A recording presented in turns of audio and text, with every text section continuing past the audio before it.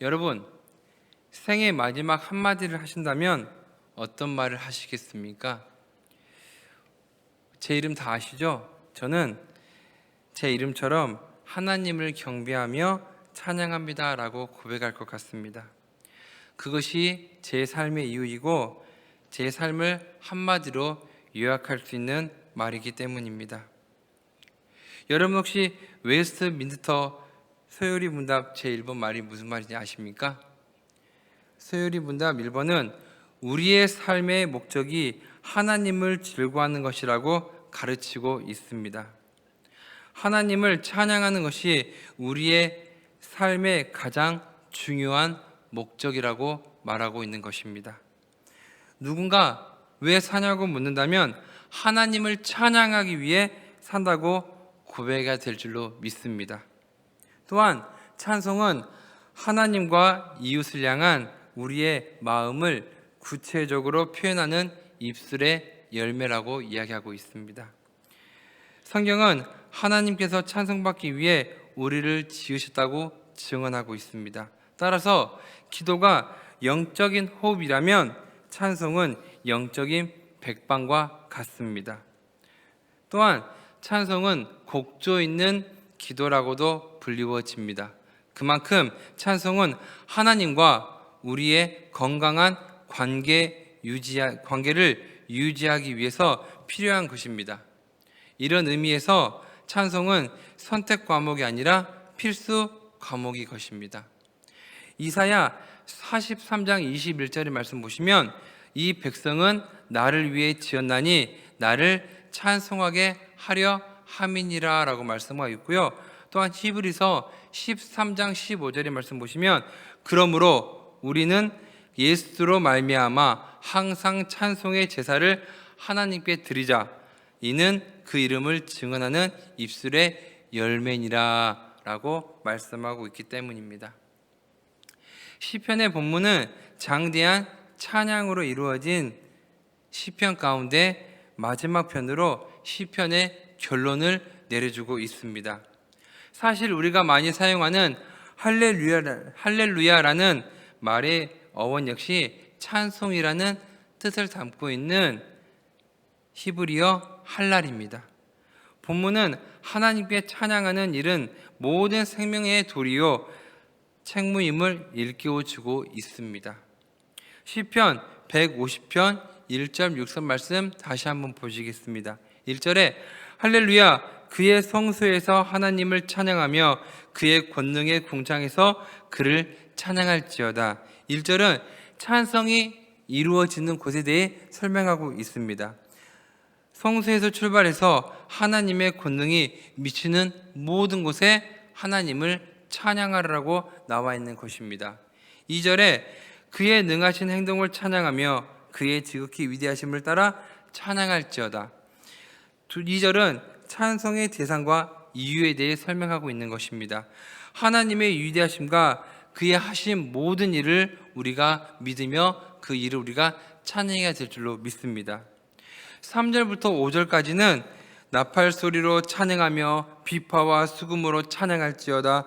소고치며 춤추어 찬양하며 현악과 통소로 찬양할지어다. 큰 소리나는 제금으로 찬양하며 높은 소리나는 제금으로 찬양할지어다. 3절부터 5절까지는 우리가 사용하는 모든 악기와 방법을 동원해서 주님을 찬양하라고 나와 있는 것입니다.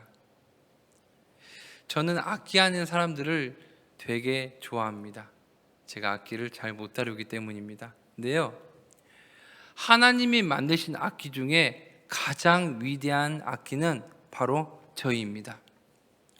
악기는요, 관리를 잘하고 당연히 우리 몸으로 하는 거지만 우리의 몸의 악기는 머리부터 발끝까지 온전하지 않으면 찬양하기 힘들기 때문에 하나님이 만드신 악기 중에서 가장 최고는 우리 몸입니다. 우리의 몸으로 주님을 찬양할 때 주님은 가장 기쁘시게 받으실 것입니다. 6절에 호흡 있는 자마다 여호와를 찬양할지어다 할렐루야. 6절은 찬송의 의무에 대해서 설명하고 있는 것입니다. 생명 있는 모든 존재는 주님을 찬양해야 한다고 이야기하고 있는 것입니다. 제가 이렇게 말씀을 준비하면서 이제 말씀에 대해서 많이 찾아봤는데 어떤 목사님이 이런 이야기 하시더라고요. 어떤 목사님이 산기도를 간다고 합니다. 산에서 밤에 기도를 하고 텐트 치고 잠을 자고 또 밤에 아침부터 밤까지 기도하고 자고 아침에 일어났는데 아침 일어났는데 봤더니 새며 물소리며 바람에 흔들린 나무며 바람소리며 모든 생명이 있는 것들이 하나님을 찬양합니다. 하나님을 사랑합니다. 주님만을 경배합니다라고 말하는 것을 보았다고 합니다. 하나님이 저희를 지으신 목적이 무엇입니까? 하나님은 찬양받기에 우리를 지으셨습니다. 하물며 새며 물소리며 모든 것들이 주님을 찬양하는데 하나님 만드신 우리가 주님을 찬양하는 것은 당연한 것이라고 생각합니다. 시편 148편의 말씀 보시면 찬양한다는 말이 많이 나와 있습니다. 할렐루야, 하늘에서 여호와를 찬양하며 높은 곳에서 그를 찬양할지어다. 그의 모든 천사여 찬양하며 모든 군대여 그를 찬양할지어다. 해와 달아 그를 찬양하며 밝은 별들아 다 그를 찬양할지어다. 하늘의 하늘도 그를 찬양하며 하늘 위에 있는 물들도 그를 찬양할지어다. 너의 용들과 바다여 땅에서 여호와를 찬양할지어다.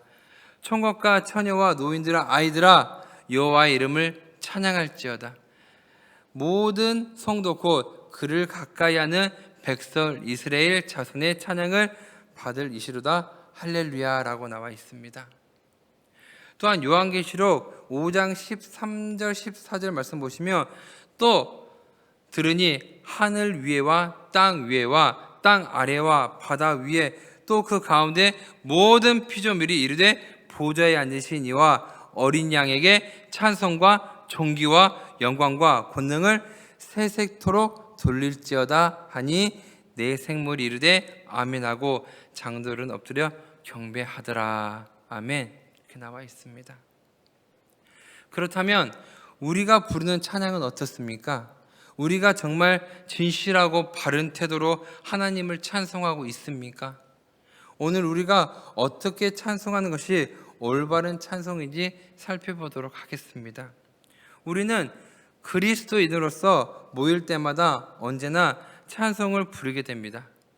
그런데 때때로 찬송은 준비 찬송이라는 이름으로 모임이 시작되기 전에 늦은 사람을 기다리거나 여러 가지 정돈에 필요한 시간으로 메꾸는 데 사용하고 있습니다.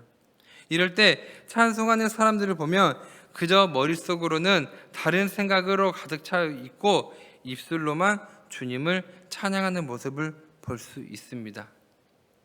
이런 이야기가 있습니다.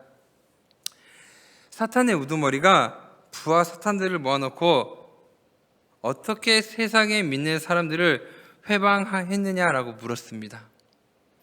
여러 대답이 있었지만 그 가운데 가장 높은 점수를 받은 중 하나는 이것이었습니다. 저는 교인들이 모여서 찬송을 할 때 무슨 내용인지 생각하지도 않고 열심히 찬양하게끔 만들어 놓고 왔습니다 라고 이야기를 합니다. 이러한 태도는 올바른 것이 아닙니다. 찬송에 대해서 우리는 다음과 같은 사실을 꼭 알아두어야 합니다. 첫 번째, 찬송은 영혼에서 우러나오는 간절함으로 해야 합니다.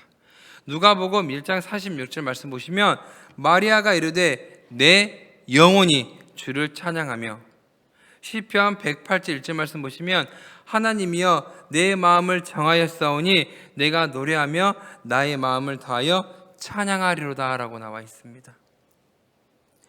찬송이 대중가요나 일반 음악과 다른 점이 있다면 그 음악의 대상이 사람이 아니라 하나님이라는 사실입니다. 요즘 TV 프로그램에서 슈퍼스타 K나 아니면 미스터 트롯 아니면 팬텀 싱어 여러 가지 음악 경연 프로그램은 사람이 듣기 좋아하는 소리 또한 사람이 추구하는 소리로 노래를 부르는 것입니다. 하지만 하나님은 노래를 잘 부르는 사람이 아닌 신령과 진정으로 찬양하는 사람을 찾고 계시는 것입니다. 노래를 잘하거나 못 부르는 것이 중요한 게 아니라 얼마만큼 하나님을 신령과 진정으로 찬양하는 것이 중요하다고 말씀하고 있습니다. 우리가 영이신 하나님께 신령과 진정으로 예배 드려야 하는 것처럼 하나님께 드리는 찬양을 성의 없이 부른다는 것이 좋지 않은 모습이라고 할 수 있습니다. 그런데 때때로 우리는 습관으로 혹은 단순한 열정만으로 찬양하는 경향이 있습니다. 우리는 찬양할 때 진심으로 정성을 다해 찬양하기를 바랍니다. 두 번째, 찬송의 내용은 하나님께서 우리를 위해 해주실 모든 일입니다. 누가복음 19장 37절에서 38절 말씀 보시면 이미 갈람산 내리막길에서 가까이 오심에 제자의 온 무리가 자기들이 본 바 모든 능한 일로 인하여 기뻐하며 큰 소리로 하나님을 찬양하며 이르되 찬송하리로다. 주의 이름으로 오시는 왕이여 하늘에는 평화여 가장 높은 곳에는 영광이로다 하니라고 이야기하고 있습니다. 예수는 제자들이 예수께서 행하신 일을 통해 하나님을 찬송했습니다. 출애굽하면서도 홍해를 건넜던 미리암도 하나님의 괴를 되찾을 때 다윗의 모습도 하나님을 찬양했습니다. 왜 그랬을까요? 그 모든 기적 같은 일들이 하나님의 능력 가운데 이루어졌기 때문입니다. 하나님의 살아계심과 하나님의 능력을 경험한 사람들만이 진정한 찬양을 부를 수 있습니다. 무엇보다도 우리가 찬송할 수 있는 것은 하나님께서 우리를 구원하셨기 때문입니다. 베드로전서 1장 3절 말씀 보시면 우리 주 예수 그리스도의 아버지 하나님을 찬송하리로다. 그의 많으신 긍휼대로 예수 그리스도를 죽은 자 가운데서 부활하게 하심으로 말미암아 우리를 거듭나게 하사 산 소망 있게 하시게 하시며 아멘. 이렇게 나와 있기 때문입니다. 세 번째, 찬송은 언제 어디서나 부를 수 있어야 합니다. 시편 113편 보시면 할렐루야 여호와의 종들아 찬양하라 여호와 이름을 찬양하라 이제부터 영원까지 여호와 이름을 찬송할지로다. 해 돋는 데부터 해 지는 데까지 여호와 이름을 찬양받으시로다. 아멘. 본문은 우리가 율동과 함께 많이 부르는 해 뜨는 데부터라는 복음의 성가의 가사가 되는 본문입니다. 하나님께서는 영원히 동일하게 우리와 함께 하시기 때문입니다. 또한 찬송은 공간적인 제한 없이 모든 지구상에 울려 퍼져야 합니다. 하나님은 이 세상 만물을 창조하시고 다스리시기 때문입니다. 그런데 우리는 때로 상황이 나빠졌을 때 원망의 찬송이 자리를 차지할 때가 있습니다. 그러나 성숙한 믿음은 고난의 순간 오히려 더 찬송하게 합니다. 사도행전 16장 23, 26절의 내용을 말씀 보시면 바울이 매를 맞고 옥에 가두었고요. 또 한밤중에 바울과 실라가 기도하니 옥문이 열리고 모든 매인 것들이 풀어졌다라고 이야기하고 있습니다. 바울은 매를 맞고요. 옥에 갇힌 상황에서 하나님을 찬미했습니다. 우리가 힘들고 지치고 낙심할 때 진짜로 찬양하며 나아갈 수 있으시겠습니까? 정말로 우리에게 어려운 상황이 닥쳐온다면 찬양하며 나아가기 힘들 것입니다. 나한테 아무것도 없고요. 나한테 가진 게 없고요. 내게 시련과 어려움이 닥쳐온다면 분명히 하나님을 원망 못할 것입니다. 어떤 일이 잘 되고요. 어떤 일이 잘 해결되고요. 잘 된다면 내가 잘났기 때문에 역시 나야. 난 최고야. 라고 이야기하면서 자그마한 돌부리에 걸려 넘어질 때는 바로 하나님을 원망하기 때문입니다. 하박국 선지자가 말하고 있습니다. 비록 무화과 나무가 무성하지 못하며 포도 열매가 없으며 감람나무에 수출이 없으며 밭에 먹을 것이 없으며 우리의 양이 없으며 소의 외양간에 소가 없을지라도 나는 여호와로 말미암아 즐거워하여 나의 구원의 하나님으로 말미암아 기뻐하리로다라고 이야기하고 있습니다. 우리가 어떤 일이 잘 되거나 어떤 일이 안 될지라도 우리가 주님을 찬양하며 나아가는 것은 당연한 일입니다. 하나님 우리를 창조하셨고 우리의 길을 만들어 놓으셨기 때문에 우리가 주님을 찬양하며 나아가야 되는 것이기 때문입니다. 하나님이 천지를 창조했을 때요, 빛을 만드시고 하늘과 땅을 만드시고 그 다음에 바다와 육지를 가르시고 해와 달과 별을 만드시고 식물과 곤충을 만드시고 그 다음에 사람과 동물과 사람을 만드셨습니다. 하나님은 먼저 물체를 만들어서 그 길을 넣으신 게 아니라 그 길을 만들어 놓고 하나님은 모든 것을 창조하셨다는 뜻입니다. 하나님은 우리가 태어나기 전부터 만세 전부터 우리를 계획해 주셨고 우리의 길을 열어놓으신 다음에 우리를 창조하셨습니다. 그렇기 때문에 우리가 주님께 기도하고 찬양하고 우리가 주님의 길을 따라간다면 항상 그 길은 승리의 길로 끝날 줄 믿습니다. 우리가 그런 주님을 찬양하며 나아가기를 원합니다. 말씀 마치겠습니다. 사랑하는 여러분, 우리는 찬양하기 위해 살아갑니다. 우리의 신앙생활의 목적은 찬양입니다.